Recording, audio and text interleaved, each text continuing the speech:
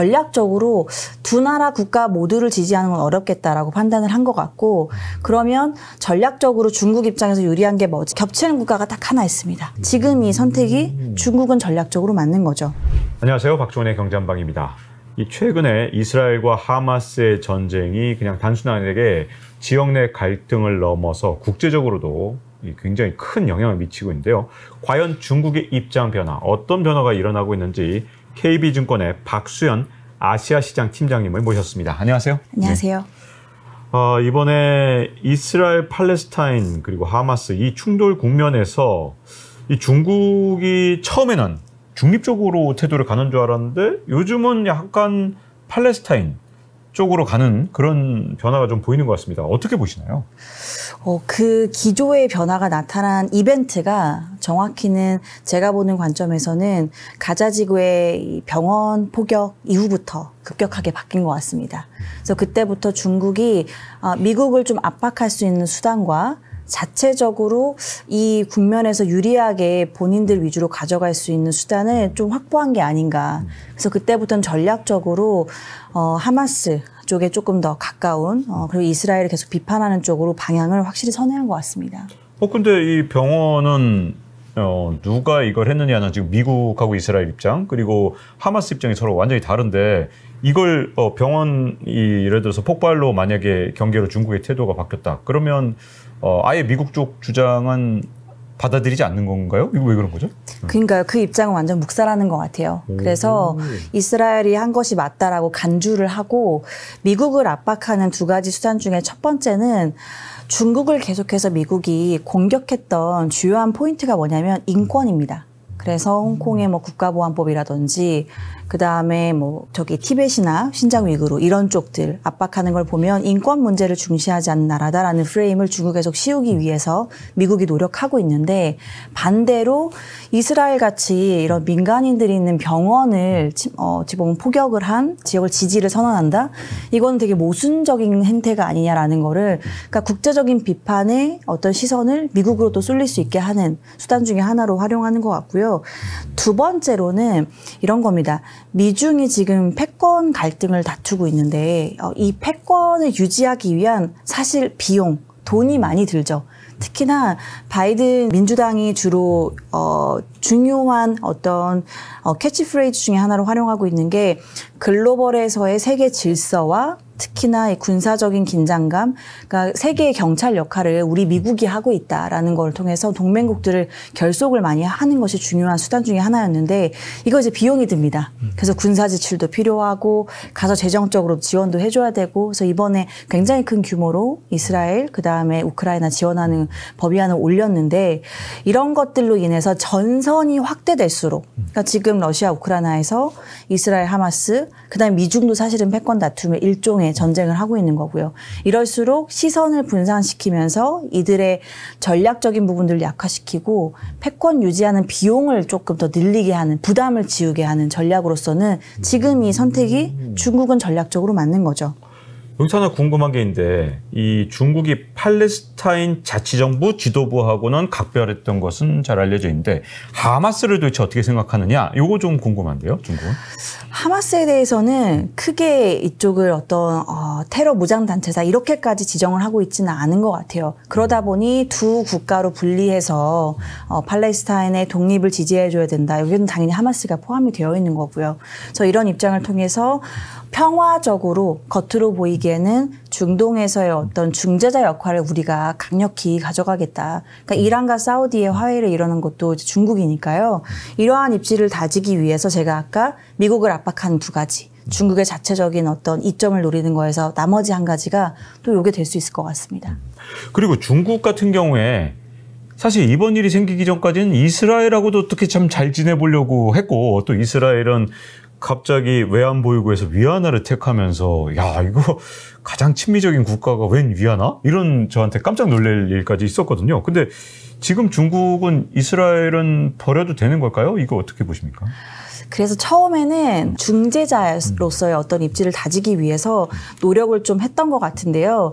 이게 워낙 극으로 상황이 좀 치닫다 보니까 매일매일 바뀌는 상황들이 좀 그냥 다급하게 움직이고 전략적으로 두 나라 국가 모두를 지지하는 건 어렵겠다라고 판단을 한 것 같고 그러면 전략적으로 중국 입장에서 유리한 게 뭐지? 여러 가지 경우의 수를 따져봤을 때 중국이 지금 굉장히 몰두하고 있는 프로젝트가 1대1로 프로젝트거든요. 1대1로 진행하는 데 있어서 지리적으로 많은 영토를 상대적으로 가지고 있는 이슬람 국가들이랑 조금 더 관계를 돈독하고 공고히 하는 게 지금 전략적으로는 더 맞는 우선순위에 있겠다라고 판단을 한 것 같아요. 그래서 이스라엘을 완전히 배제한다라는 건 아니지만 지금 우선적으로 이들의 입지를 중국과 좀 더 공고히 가져가는 거. 여기에 지금 좀 포커스를 뒀다. 이렇게 보여집니다. 바이든 대통령이 원래 이스라엘을 방문할 때 요르단까지 가서 중동 국가들 이 세 개 나라 정상회담도 하고 이스라엘 만나려고 그랬는데 이스라엘만 만나고 오는 바람에 바이든 대통령이 뭔가 좀 이스라엘 쪽에 좀 손드는 거 아니냐. 더군다나 발표를 또 하필이면 이 중동, 이 가자 지구의 포격을 사실은 이스라엘이 한 게 아니다라는 걸 또 이스라엘 땅에서 해버렸단 말이죠. 그래서 지금 현재 미국의 어떤 이 외교 전략이 중동한테 어떤 접근할 수 있는 그런 중국의 어떤 기회를 주는 게 아니냐 이런 평가도 있던데 이건 어떻게? 이게 어찌 보니 지금 전개되는 상황이 중국 입장에서는 사실 국제 정치적으로 나쁘진 않습니다. 왜냐하면 이란, 사우디의 어떤 그 화해가 이루어지고 그 다음에 미국이 주도했던 게 아시는 것처럼 이스라엘과 사우디의 이 화해를 좀 수교를 맺기 위한 이런 과정들을 밟는 이 상황에서 전쟁이 터진 거라 중국은 어찌 보면 중동에서의 중재자 역할, 우리가 여기서 더 많은 것들을 해줄 수 있다라는 거를 또 중국의 어떤 무게추를 옮길 수 있는 이벤트가 된 거라서 나쁘지 않은 이슈라고 중국도 보고 있는 것 같고 미국이 너무나도 선을 그어서 이스라엘과 지금 같이 가고 있는 상황이고 아시는 것처럼 여러 가지 정치적인 관계가 있지만은 그러다 보니 중국이 지금 이스라엘을 공격하고 있지만 언제 다시 이스라엘을 조금 품으면서 말씀 주신 유한화 이슈도 있고요. 1대1로의 이스라엘이 또 참여를 하고 있기는 합니다. 그렇기 때문에 이런 것들이 중국 입장에서는 훨씬 더 포용적인 스탠스를 가져가고 있다는 게 어필이 될 수 있는 포인트인 거죠. 이 중국이 사우디아라비아하고 이란의 관계 정상화의 중재자 역할을 했던 적이 있잖아요. 네. 이 이후에 진짜로 중국의 중동 영향력이 커졌는지 또 중국은 중동을 어떻게 접근하고 있는지가 좀 궁금한데요. 저는 확연하게 그리고 확실히 커졌다라고 좀 보여집니다. 왜냐하면 특히나 아까 짚어주셨던 중요한 포인트 중에 하나가 유한화인데요. 유한화를 결제할 수 있는 상대로 중국이 굉장히 많은 파트너를 모색 중이었는데 그중에 단연 가장 중요한 상대방이 중동 국가들이고 그래서 사우디로 원유를 유한화를 결제할 수 있는 그 시점이 언제가 될지 이미 협의는 상당 부분 됐으니까요. 그게 중요할 것 같고 그러면서 중국이 노리는 카드는 뭐냐? 당연히 유한화 국제화죠. 네. 그래서 유한화 국제화를 통해서 중동을 활용하는 게 중국의 큰 전략적인 수단이고 또 구체적으로 전개되는 프로젝트가 1대1로 같은 것들이 또 병행되고 있기 때문에 중국이 중동에서의 입지와 역할들은 굉장히 커지고 있는 상황인 것 같습니다. 지금 뭐 미국도 중국도 사실은 중동에서 내 편을 얼마나 더 확보하느냐 이런 싸움을 좀 하고 있는 것 같은데 지금 이 세를 불려나가는 싸움의 양상은 어떻게 되고 있는 건가요? 그래서 미국과 중국이 각자 진행하는 프로젝트들이 좀 구체화된 게 있고 중국은 말씀드리고 있는 1대1로가 대표적일 거고요. 미국 같은 경우에는 딱 드러내놓고 하나로 이렇게 지칭하는 건 없지만 제가 보는 전략으로는 저희 이제 알타시아라는 걸 말씀드리고 있고 요거 이제 이코노미스트지에서 신조어로 발표한 단어인데요. 알트 전환한다 아시아로.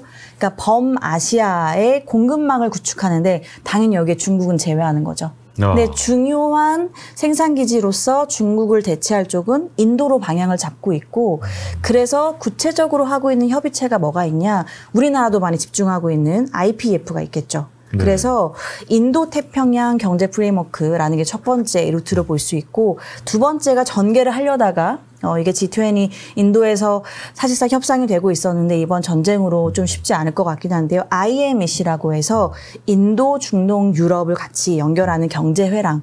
근데 이 두 개의 협의체에서 겹치는 국가가 딱 하나 있습니다. 네. 인도.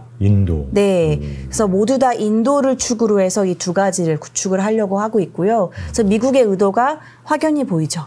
중국을 인도로 대체하고 인도를 주축으로 여러 가지 동맹국들을 결속하는 이 생산기지 역할을 하게끔 하는 이러한 노력들을 상당히 가하고 있다. 이렇게 좀 보여집니다.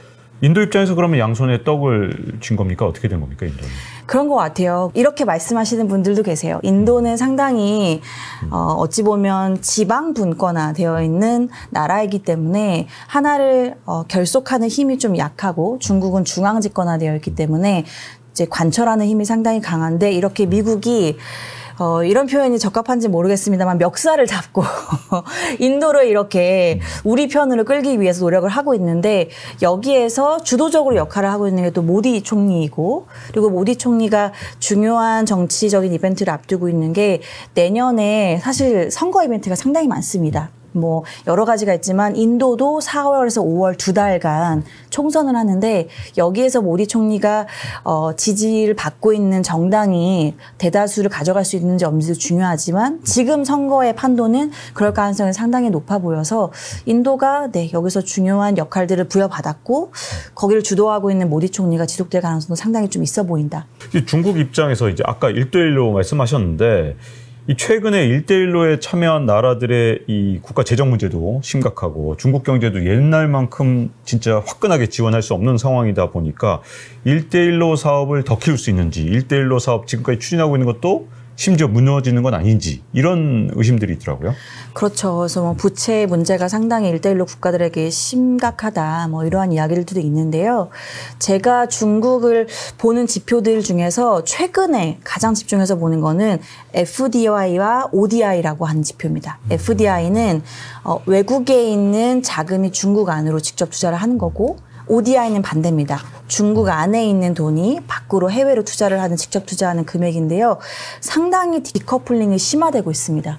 그러니까 중국에서 밖으로 투자하는 ODI는 계속해서 우상향 추세를 유지하고 있고 플러스 6에서 7% 정도를 나타내고 있는 반면에 FDI는 올해 거의 마이너스 10%입니다. 그러니까 중국이 이렇게 전년 대비해서 외국인 직접 투자가 이렇게 순감이었던 적이 없습니다. 거의 없습니다. 근데 지금 어찌 보면 이 디커플링이 지금 미중 갈등에서의 어떤 양상들을 좀 보여주고 있는 것 같고요. 제가 1대1로 말씀 주셨는데 ODI를 말씀드린 이유는 그만큼 중국이 재정이 어려움에도 불구하고 1대1로 같이 해외 투자를 통해서 동맹국들을 결속시키는 이러한 노력들은 결코 멈추고 있지 않다는 겁니다. 네, 그래서 이 부분들은 저는 지속적으로 재정과 경기가 좀 어려움에도 불구하고 이어나갈 가능성이 상당히 높다라고 보고 있습니다.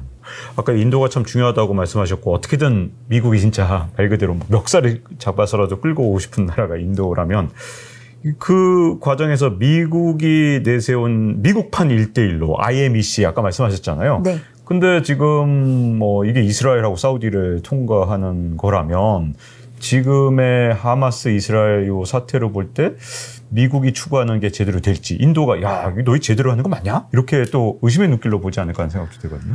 그런 생각도 드는데요. 문제는 인도 입장에서는 꽃놀이패입니다.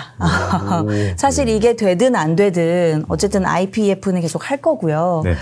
결국 미국이 주도하는 이 지금 미중 패권에서 알타시아라는 그 전략을 계속해서 지속할 가능성이 상당히 높고 이걸 지속한다고 하면 여기서의 메인 파트너는 인도 아닌 다른 나라가 되기는 어려울 것 같아요. 그래서 그것 때문에 인도가 미국에 대한 신뢰를 잃어버리기는 쉽지 않은 것 같습니다. 네. 중국의 외교 전략 이제 지금 현재 어쨌든 팔레스타인 문제에 대해서 팔레스타인인들의 입장을 계속 대변하면서 중동도 껴안고 거기다가 지금 러시아, 북한 이런 어떤 밀착까지도 조금 있는 분위기가 있는데 중국에서 볼 때 이 북중러 이거 어떻게 접근해 나갈까요? 물론 우리가 봤을 때 지금 북중러, 한미일 이 정도의 구도가 눈에 명확히 보이기는 하는데 중국이 정확히 이 강대강의 대립 구도를 원하고 있지는 않습니다. 미국도 얼핏 보면 그런 것 같지만 그들도 속내도 그렇지가 않은 게 경제적인 협력은 계속 해야 되거든요. 이렇게 강대강으로 부딪히고 특히나 중국이 굉장히 명확하게 선을 그어서 북한, 러시아와 한 몸이 되어버리면 경제적인 협업이 어려울 수 있다는 건 다들 짐작이 가시는 게 러시아와 북한은 미국의 제재를 굉장히 강하게 경제적으로 받고 있는 상황이라 중국도 여차하면 그렇게 될 여지가 있기는 있죠. 그리고 미국은 내년 11월에 인도도 있지만 미국 대선이 있습니다.